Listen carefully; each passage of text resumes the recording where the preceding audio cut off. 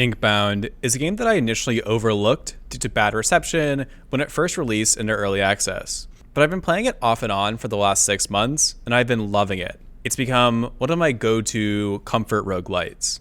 So let's get into it. Inkbound is a tactical turn-based roguelite with co-op, made by the developers of Monster Train. You play as an ink creature called a Needless, and are set with the task of saving the world, or really a set of worlds, from destruction at the hands of the Unbound. You can take on various forms or classes that you play as, and you fight through a series of books or areas before taking on the final boss. Along the way, you upgrade your abilities and collect vestiges that make up your build. Inkbound is incredibly unique among turn-based games, and it just doesn't feel like a standard turn-based game. First, Inkbound doesn't use any sort of grid, and that gives you a lot more freedom of movement. This allows for fun, precise positioning that allows you to narrowly avoid attacks or just barely hit 3 enemies at once instead of 2. While there are occasional annoyances with trying to fit your character onto that one tiny little spot to avoid damage, overall, the freedom of movement more than compensates for those niche edge cases. Second, the turns feel incredibly fluid and fast.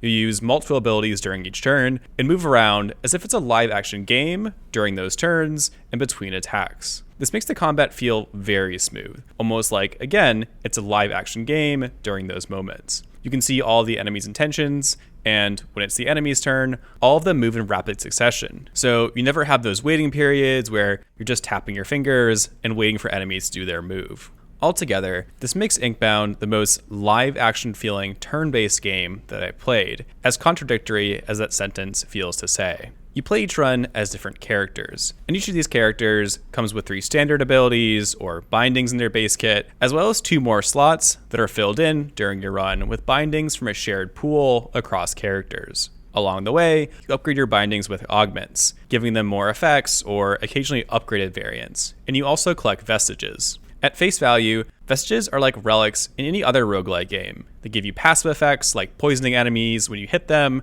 or giving you energy back when you crit. But they also have a unique buildcrafting mechanic with their set effects and sacrifice mechanics. Each vestige has a set effect of 1 or more types. Having a vestige gives you 1 point into that set effect, and having enough points in each set effect allows you to unlock set passives, like having shielding relics, giving points in the shielding set effect, which allows you to get more passive shielding as you hit certain thresholds. Other set effects are more specific, like spawning consumable potions after each encounter. However, at various points, you can also sacrifice your vestiges. You will lose those passive effects of the vestiges, but you'll get 2 points in whatever set effect that vestige has. This creates several interesting choices unique to Inkbound. Now, when you run across the vestige, you want to consider what that passive effect is, what those set effects are, and whether that vestige is worth taking with the intention of sacrificing it or keeping it later on. And you also have to consider which vestige to sacrifice early on, because those better vestiges are also the same ones that have multiple set effects, so they're better for both keeping and sacrificing, things like that.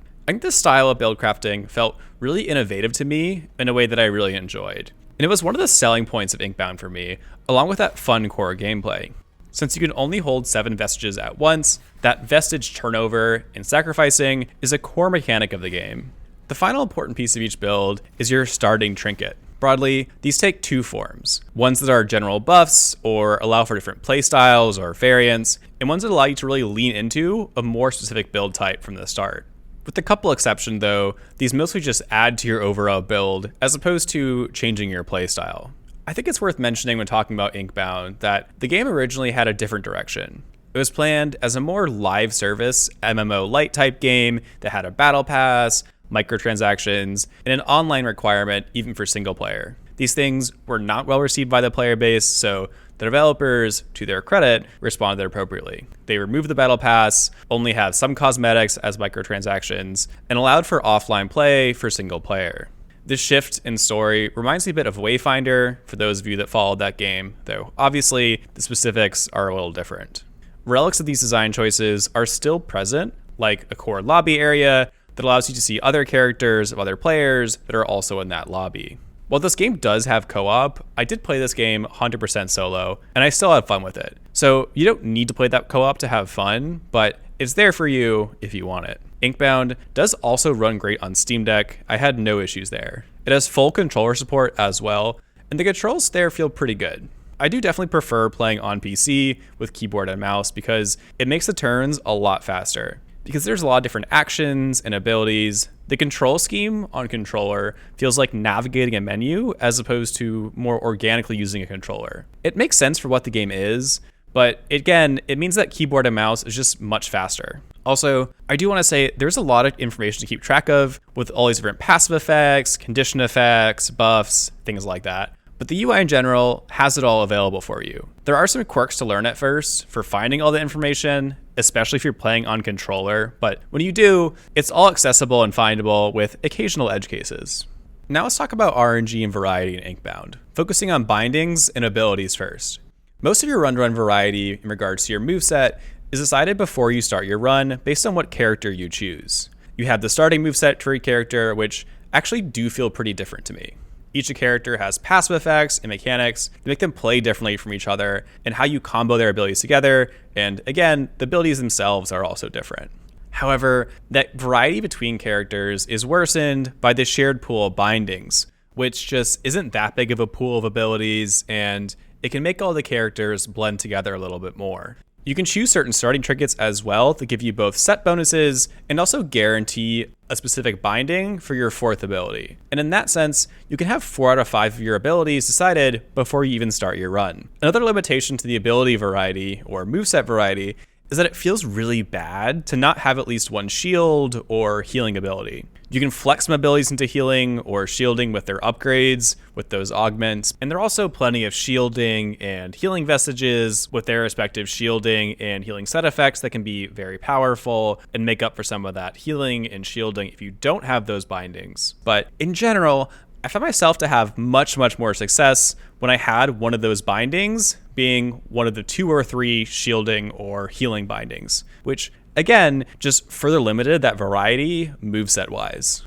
So in regards to your literal movesets, your bindings, the variety of Inkbound is okay, but not great. And also a lot of that variety is based on pre-run choices as opposed to things you find during your run. As a corollary of that, the actual run variety of your character is more decided by the rest of your build as opposed to your moveset. You can upgrade your bindings based on a set of randomized options, and the vestiges you find are also randomized. Both are usually there in a classic choose between 3 options type format. Most of these upgrades to bindings are augments, which add some additional effects like increased damage, heal on kill, adding poison on hit, things like that.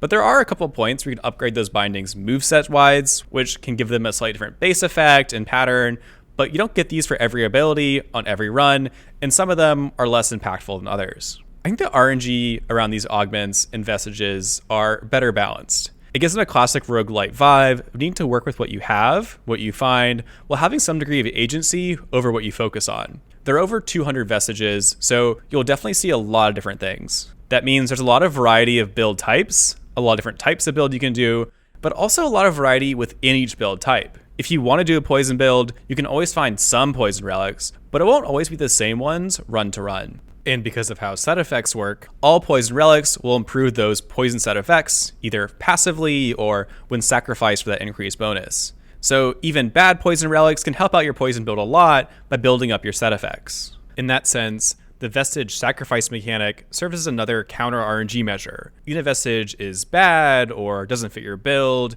it can always be used to sacrifice and build up those set effects that you might not otherwise get. The enemy variety in this game has kind of a similar story to that character focus variety. There are 3 final bosses and 6 other areas. Each run, you choose which final boss to fight, and you choose which areas you want to clear. When you increase the difficulty, there will be some modifiers that can sway your choices, but otherwise, in a pure gameplay sense, ignoring quests that we'll talk about, if you never want to clear a certain area, you never have to. Each of these areas do have some unique enemies, as well as a unique final boss. Enemy variety often comes in their attack patterns and how they interact with their allies. Most enemies either have an attack that directly targets you, so you can't run away from it, or some ground targeting AoE attack that you can avoid by walking out of. Additionally, some enemies will buff their allies by healing them or things like that. And with more difficulty levels, enemies can spawn with randomized modifiers as well. That gives them more differences run to run. But for the most part, you'll learn them all pretty quick. And while there are some fun and varied mechanics here, there's nothing that's going to amaze you about the enemy variety. I really wish there were one or two more areas here, or maybe just some area boss variety or boss variants, but it's not a deal breaker for me.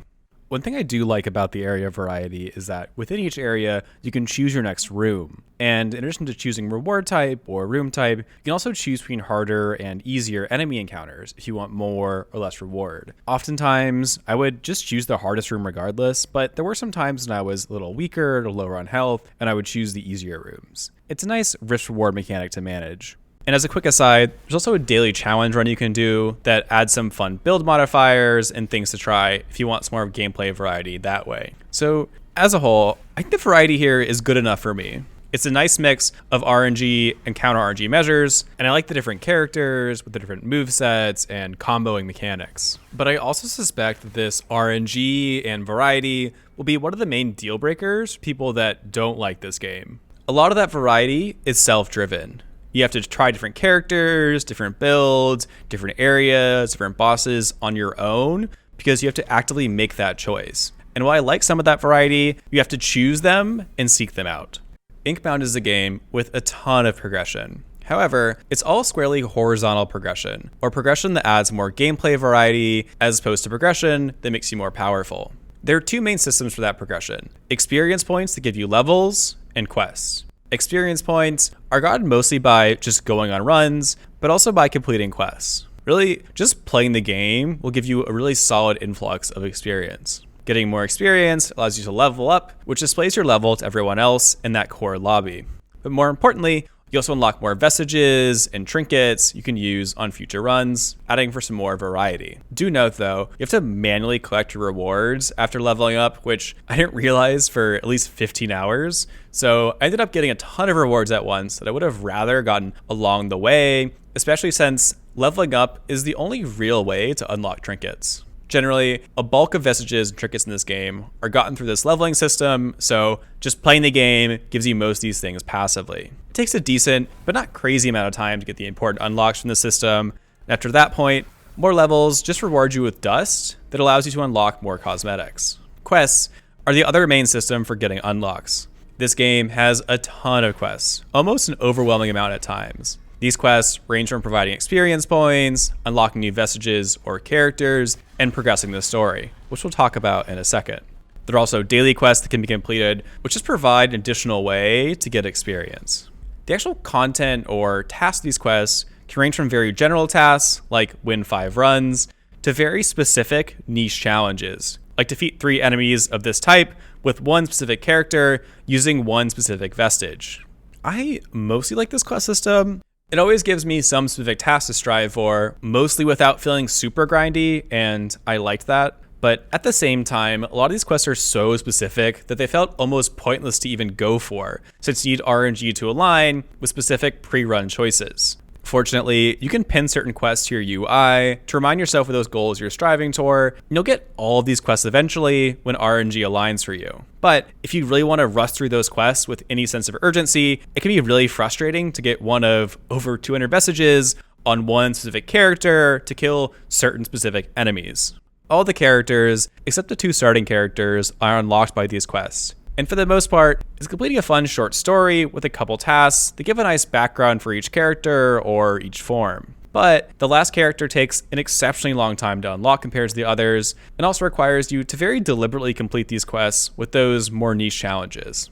As a result, I didn't unlock this final character until over 20 hours into the game. I definitely could have been a lot more efficient, but I still wish that quest process for that character was a little quicker. The game also has a hearty cosmetic system, seemingly a holdover from that more live service approach that we talked about earlier. It also has great character customization options and a lot of cosmetics to unlock from dust you get from your levels, but also completing certain challenges like certain difficulty levels. The final main progression system comes in the form of mastering vestiges. When you win a run with a certain vestige, they get a different trim, and you can aim for that as an achievement or collection type thing if you want to.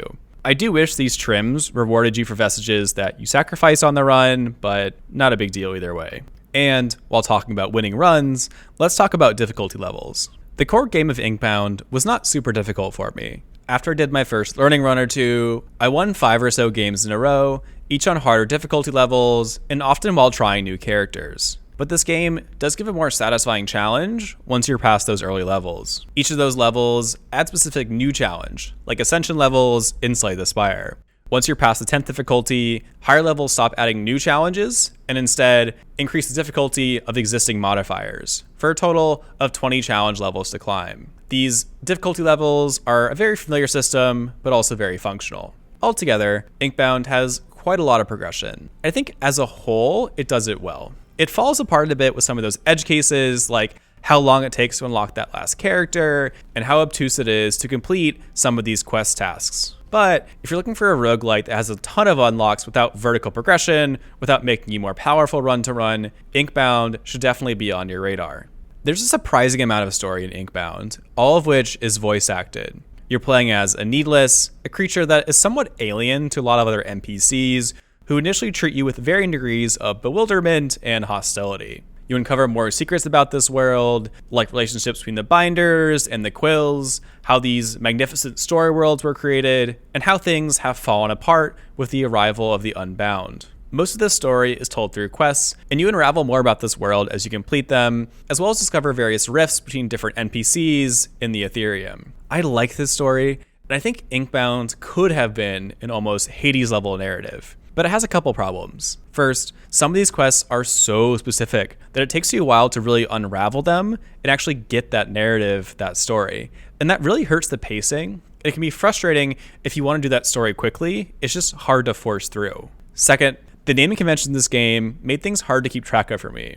As an example, Binders, Inkbound, Unbound are all names that make sense in the context of the game, but were hard for me to keep track of whenever I took a break because they all sounded somewhat similar. You also later learn different connections and alternative names for some of the characters, and that again just makes it a little more confusing. Which brings me to the largest problem. The story is just hard to follow. It feels like the game keeps dancing around various plot points, but takes way too long to actually get into them. It hints at all these interesting story beats and this incredibly unique world, but it takes such a convoluted path to actually get there that it feels like a lot of it is lost along the way, and it's hard to stay invested. The reason I'm taking the time to talk about all of this is because I really love certain parts of the storytelling, and I believe it could have been one of the best narratives in a roguelite if it had avoided those pitfalls. But as of right now, I still think it's good. I still think this world is worth exploring and hearing that voice acting, but it feels like a shame that it never reached that full potential. So what's my verdict on Inkbound? I really like this game. I think it's a unique roguelite, and it's also a fun and novel take on turn-based games that felt incredibly fluid and smooth. I enjoyed how the build crafting works, comboing augments with specific vestiges, choosing when to sacrifice them, when to keep them, things like that. And I enjoyed the hearty amount of horizontal progression, as well as the story, despite those shortcomings that I mentioned. And for that reason, I recommend this game to roguelite fans, even those who might not usually be into turn-based games. Inkbound does have a couple weak points though. While I think the vestige variety is great, the binding or moveset variety is a weaker point. And it often feels like you're playing with the same movesets run to run, especially because of that relatively small shared global pool of bindings across characters. There are also a couple quests and progression pain points, like unlocking the final character, that will also turn some people away, I'm sure. But for me, I enjoyed the core build crafting and gameplay so much that it carried the game for me despite those flaws. Huge shout out to all of our channel members for helping support the channel. Please like this video to help me out in the algorithm, and thanks for watching.